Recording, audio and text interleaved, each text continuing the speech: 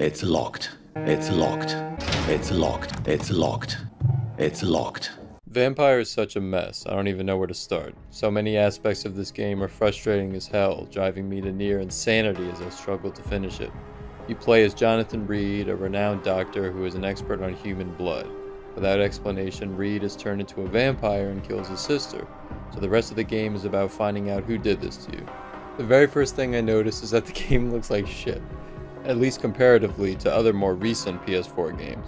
Better yet, some PS3 games even look better than this. Everything is so poorly textured, the faces look terrible, the animations much the same, the buildings and set pieces look generic and dull. It really makes you question whether it's current generation. Technically speaking, the game is a disaster. The pop-in is laughably bad, entire objects and characters will suddenly appear as you move toward them. Even things like mist and fog will appear. There are animation glitches galore, stupid delaying actions by the player. I got these two recurring glitches where after coming out of a pause, your character would have a stroke and be unable to move correctly for a few seconds, and it almost always was when I was running from enemies, which made for a good combination, and where the sound design would have this overarching popping noise.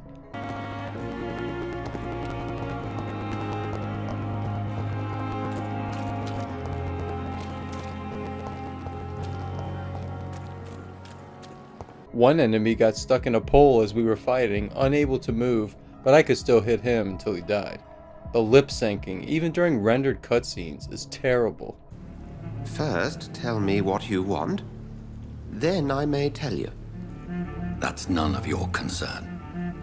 Sir, you have entered my room in the middle of the night, pale as a corpse and shaking like a tree. So please, indulge me. Also, randomly, my game would bring up a loading screen in the middle of playing for no reason. Oh, and don't forget 2 fatal crashes. The camera scheme is vomit-inducing. First of all, the depth of field is so poor, especially in enclosed spaces. When you lock onto enemies, your camera is jerking around so much it gets caught on objects above like a light fixture. Moving from one enemy to another is frustrating because the enemies will often flank your position, so when you switch to one, the one you switched off of will get in a free hit. Also, the sprint button is mapped to circle, so when you're running, you can't easily position your point of view in front of you, which is obviously where you want to look without disengaging sprint, and it's completely nauseating and downright game-breaking during combat. Now, combat was the biggest source of annoyance with me because of how terribly unbalanced it is. Sometimes combat will be a joke, as you fight one enemy with only one basic attack, and you laugh your way through it. Other times you'll be fighting 4 enemies at once, all of them attacking you from every possible angle. You literally go from this to this.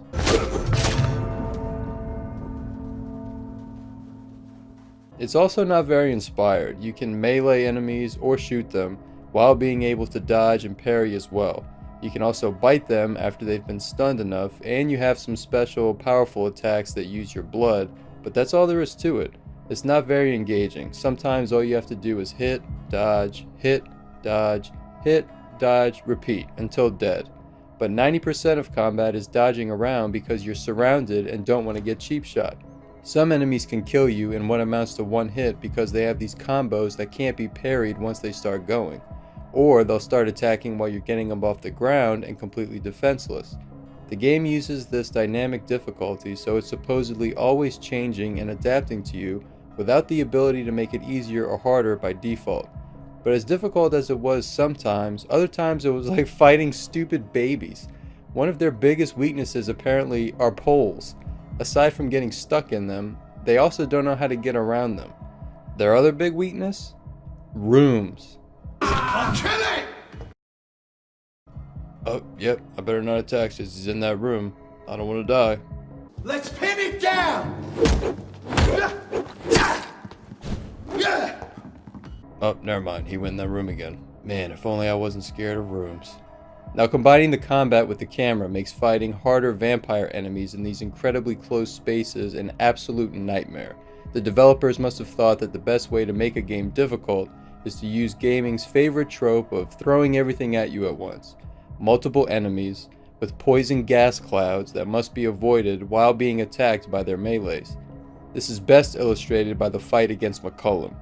He's hard enough, but you're also battling the sun as he shoots ultraviolet rays from above, and if you get caught in one, you burn until you die, all while he's shooting a gun at you and trying to slice you with a samurai sword. The best is toward the end of the fight when the beams of light nearly encapsulates the entire area. Show some style. Fight like a man. Fight like a man? Look who's talking. Why don't you fight like a man, asshole? But speaking on how unbalanced it is, sometimes you can kill 2 enemies in 6 hits and never take a single health point of damage. You notice a common theme here of just all around bad design, and this isn't exclusive to combat or visuals, but the world and level design as well. The map is pretty big, but it's so poorly laid out that you often have no sense of where you are. Trying to get from one district to another is a chore and a half. It's like you're playing in a maze. And this is all made so much more enjoyable by the fact that almost half the doors you want to use are locked. It's locked. It's locked, all right. It's locked, all right. It's locked, all right. I thought this was an open world RPG, and it's as if the developers didn't know how to add meaningful content, so they padded the runtime with infinite spawning enemies and doors that can't be interacted with until enemies are defeated. So the game doesn't care if you're tired of fighting the same waves of boring enemies. You have no choice. Which brings us to the role-playing elements. This is where Vampyr both excels and disappoints. The inventory management and equipment systems are pretty standard. You can upgrade weapons at benches in your safe houses with materials you gather. All of your perks and abilities can be swapped out to your liking, and keeping track of your quests and collectibles is straightforward. The problem I had is that you can't market your game as a freedom of choice when the game clearly favors one choice over another, and that's concerning embracing citizens. Killing people and draining their blood is the fastest way to level up your character by far. You gain thousands of experience points potentially per person. But I didn't want to do that. I felt as if it was in Reed's character to resist the temptation of giving into his dark side, so I went through the entire game without killing a single person. The problem is my character was weak compared to some of the enemies and bosses I had to face. They were so much higher in level than I was. But my bigger problem was that in embracing as many citizens as possible, you become totally overpowered. There's nothing that can stop you. You're presented very early on with the choice to embrace Clay or let him go, and they outright beg you to kill him, with only the stipulation that there would be consequences to that district. But if you don't care about anything other than beating the main story, then those consequences are meaningless. A hostile district means less quests and more enemies, but the rewards you get from killing NPCs is so worth it. Look at how many items I got from embracing one guy. Conversely, look at what I get after beating this epic enemy. And they even managed to screw this up by making the mesmerizing mechanic a chore.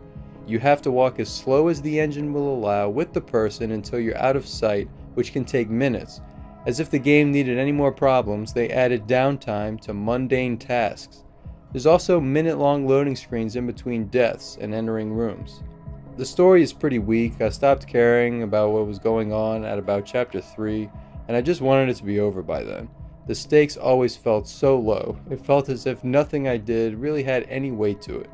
The biggest problem is that it's boring, with filler and downtime, running through the empty streets as you backtrack to get to the next objective.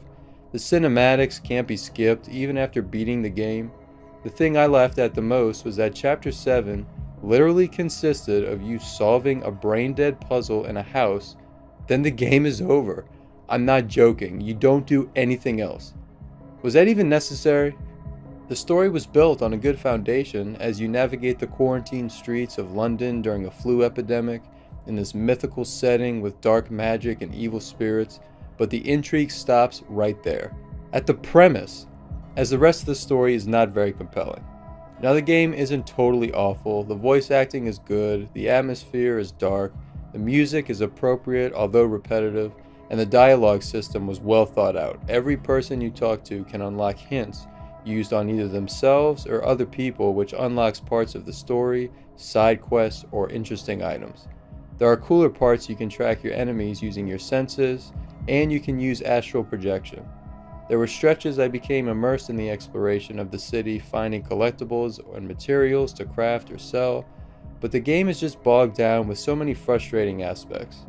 My final score for Vampyr is a 4 out of 10. The game is not very well made at all. It's boring, it's repetitive, it's ugly, it's uninspired. It brings absolutely nothing new to the genre. Some parts were good, but its flaws totally outweigh its positives. Maybe I've been spoiled with recent AAA games, but this thing doesn't stand up well on its own merit.